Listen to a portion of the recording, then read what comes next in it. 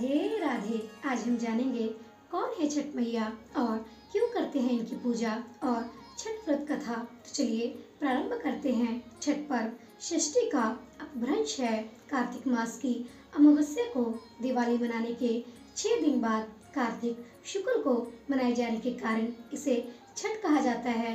यह 4 दिनों का त्योहार है और इसमें साफ सफाई का खास ध्यान रखा जाता है।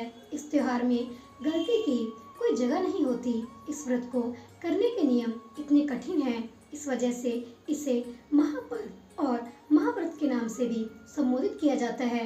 आइए जानते हैं आखिर कौन है छठ मैया। मान्यता है कि छठ देवी सूर्य देव की बहन है और उन्हीं को प्रसन्न करने के लिए जीवन के महत्वपूर्ण अवयवों में सूर्य व जल की महत्वता को मानते हुए इन्हें साक्षी मानकर भगवान सूर्य की आराधना तथा उनका धन्यवाद करते हुए माँ गंगा यमुना या किसी भी पवित्र नदी या पोखर तालाब के किनारे यह पूजा की जाती है। षष्ठी माँ यानी छठ माता बच्चों की रक्षा करने वाली देवी हैं। इस व्रत को करने से संतान की लंबी आयु का वरदान मिलता है।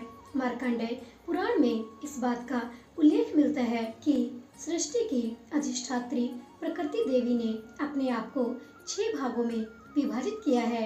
इनके छठे अंश को सर्वश्रेष्ठ मातृ देवी के रूप में जाना जाता है, जो ब्रह्मा की मानस पुत्री हैं। वो बच्चों की रक्षा करने वाली देवी हैं। कार्तिक मास के शुक्ल पक्ष की षष्ठी को इन्हीं देवी की पूजा की जाती है। शिशु के जन्म के 6 दिनों बाद इन्हीं देवी की पूजा की जाती है। इनकी प्रार्थना से बच्चों को स्वास्थ्य, सफलता और दीर्घायु होने का आशीर्वाद प्राप्त होता है। पुराणों में इन्हीं देवी का नाम कात्यायनी बताया गया है, जिनकी नवरात्रि की षष्ठी तिथि को पूजा की जाती है। आइए जानते हैं छठ व्रत कथा। कथा के अनुसार प्रियव्रत नाम के एक राजा थे। उनकी पत्नी का नाम मालिनी था। दोनों की कोई संतान नहीं थी। इस बात से राजा और उसकी पत्नी बहुत दुखी रहते थे।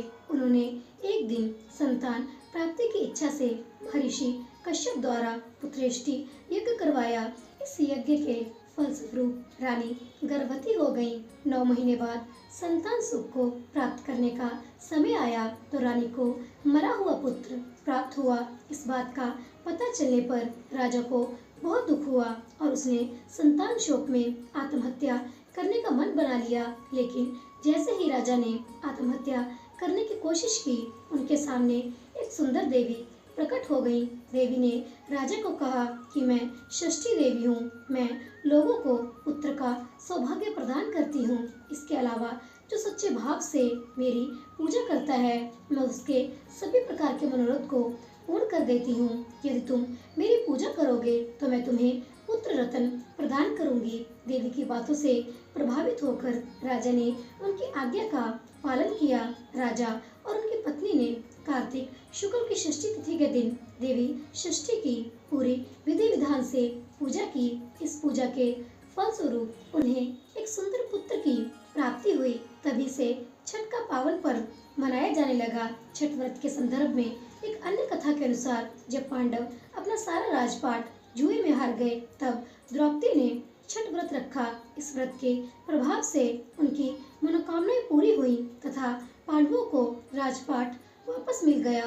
तो दोस्तों, यह थी छठ मैया की कथा। प्रेम से बोलिए छठी मैया की जय। दोस्तों, अगर आपको यह कथा अच्छी लगी है तो कृपया जाने से पहले चैनल को सब्सक्राइब करना, कहानी को लाइक करना और शेयर करना मत भूलिएगा।